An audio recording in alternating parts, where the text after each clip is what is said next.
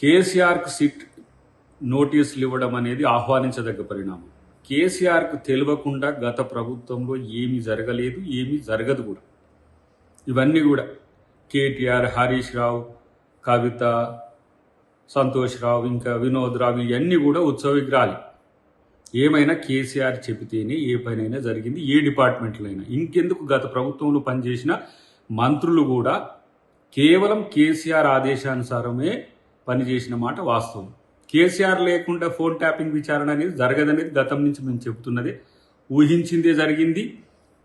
ఏ BRS నాయకులు కేసీఆర్కు దగ్గరగా ఉన్న వాళ్ళు ఎవరైతే ఉన్నారో, ఎవరు కేసీఆర్కు దగ్గరైంది, కేటీఆర్ను విచారించినప్పుడు అదే, హరీష్ రావును విచారించినప్పుడు అదే, సంతోష్ రావును విచారించిన అదే, అధికారులను విచారించిన కేసీఆర్ పేరు చెప్పడం వల్లనే కేసీఆర్కు నోటీసులు వస్తున్న పరిస్థితి. కాబట్టి ఇదేదో మళ్ళీ వాళ్ళు ఏదో కక్ష సాధింపు చర్యలు, రాజకీయంగా కేసీఆర్ని అబాస్పాలు చేయడానికి రేవంత్ రెడ్డి గారు చేస్తున్న కుట్ర, ఇట్లాంటివన్నీ వస్తాయి డెఫినెట్గా. వాళ్ళు ఏంటంటే తప్పు చేసి తప్పించుకోవడానికి బీఆర్ఎస్ చేసే ప్రయత్నాలు అన్నీ కూడా ఈ 2 సంవత్సరాల కాలంలో అందరికీ తెలుసు. దబాయింపులు తెలుసు, బెదిరింపులు తెలుసు, డైవర్ట్ టాక్టిక్స్ తెలుసు, వాళ్ళేదో పెద్ద స్కాములు బయటపెట్టినట్టు నటించుడు తెలుసు, లేకపోతే ప్రభుత్వం మీద ఏ విధంగా బురద జల్లాలనే ప్రయత్నం తెలుసు. కానీ కేసీఆర్కు తెలియకుండా ఎప్పుడు ఏది జరగదనేది మాలాంటి వాళ్ళకి తెలుసు, ముఖ్యమంత్రి గారికి తెలుసు, కాంగ్రెస్ పార్టీకి తెలుసు.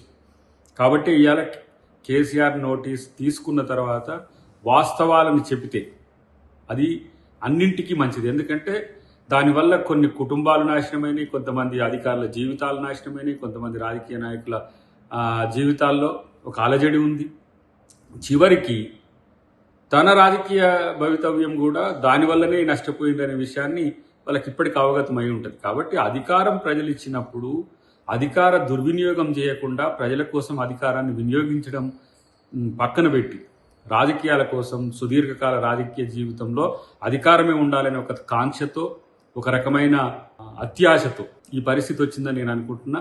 దీనివల్ల భారతదేశంలో కూడా రాష్ట్ర ప్రభుత్వాలు చాలా ఆలోచించాల్సిన పరిస్థితి వస్తుంది. ట్యాపింగ్ విషయంలో ఎంత జాగ్రత్తగా ఉండాలనో, ఐటీఏ ప్రకారము లేదంటే ట్రాయ్ నిబంధనల ప్రకారం మించి కనుక చేస్తే ఎవరికైనా ఇలాంటి పరిస్థితులు వస్తాయి.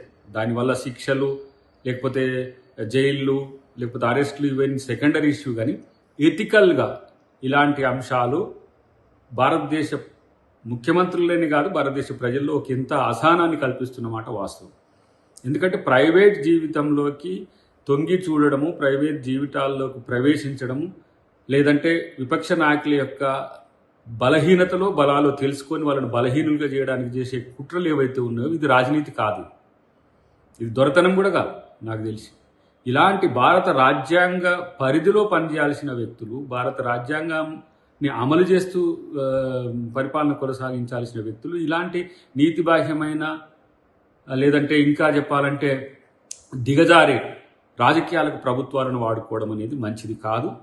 ఇది ప్రభుత్వంగా కాంగ్రెస్ పార్టీ దేశం మొత్తానికి ఇదొక దిక్సూచిగా ఉండాలి ఈ కేసు యొక్క వివరాలనే ఉద్దేశంతో ముఖ్యమంత్రి గారు దీని మీద సీరియస్గా తీసుకుని డెఫినెట్గా ఈ అంశంలో ముద్దాయిలు ఎంతటి వారైనా సరే శిక్షింపబడాలనేదే మాలాంటి వాళ్ళ యొక్క కోరిక. ఎందుకంటే తెలంగాణ ఉద్యమం, తెలంగాణ రాష్ట్రం త్యాగధనుల రాష్ట్రం, అమరవీరుల యొక్క త్యాగాల పునాదుల మీద వచ్చిన రాష్ట్రంలో ఇలాంటి నీతిబాహ్యమైన ఫోన్ ట్యాపింగ్లతో పాటు అధికార వాంఛ కోసం ఇష్టానుసారంగా దేన్నైనా ఏదైనా చేయొచ్చని ఎవరు కూడా భవిష్యత్తులో ప్రయత్నించడానికి కూడా భయపడేంతగా ఉండాల్సిన అవసరం ఉందని చెప్పి మేము భావిస్తున్నాం. Local to global news at your finger tips. మీ చేతిలో ఒక ఆయుధం. Download Raw TV app. Media legend Ravi Prakash is back.